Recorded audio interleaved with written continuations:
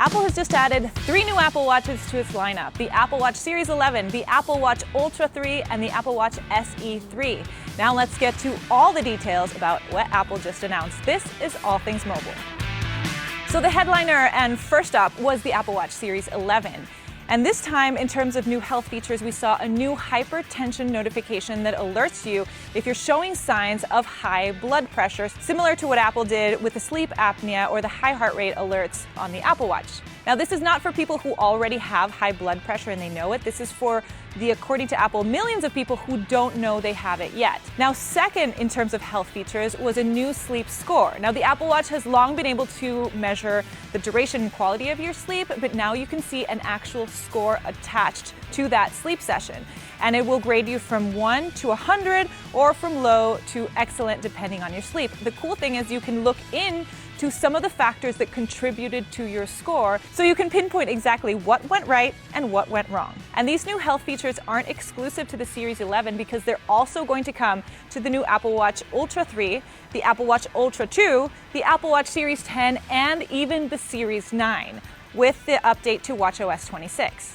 Now, in terms of new features that were exclusive to the Series 11, you are going to have a more scratch-resistant coating on the aluminum version of the Apple Watch Series 11, and also it's going to have better battery life, which we all wanted. It will now, according to Apple, last 24 hours on a charge. And now, historically, Apple has been very conservative with battery life, so you can probably expect a little bit more than the actual 24 hours that they're claiming. Also contributing to better battery life is the fact that they've now added 5G connectivity, and not only does it have that better 5G connectivity, it actually is better about determining how to use the antennas, so it's more efficient at using power when it's connected to 5G or to any LTE connectivity for that matter.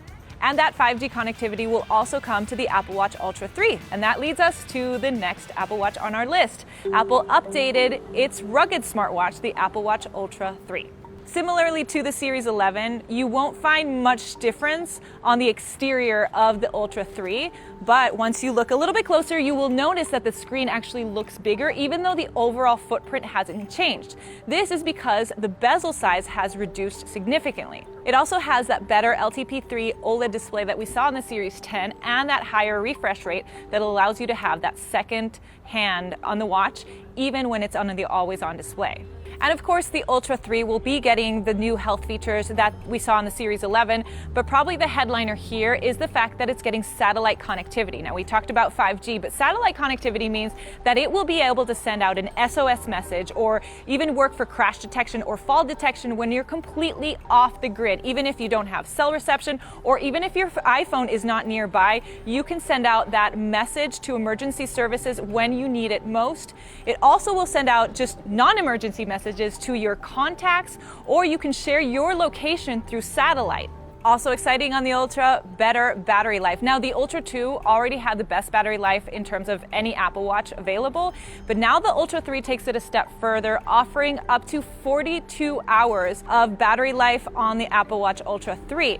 Now, again, Apple is pretty conservative, so I expect this to be a little bit longer in our everyday testing, but we'll have to see. Also, in terms of battery life, you are going to be able to charge it faster because it's getting that ultra fast charging that we saw on the Series 10. So you're going to be able to get up to 12 hours of use from just 15 minutes on the charger. Last but not least, the Apple Watch SE 3. Now, it may be the most affordable Apple Watch, but it was probably the one that got the most upgrades in terms of features.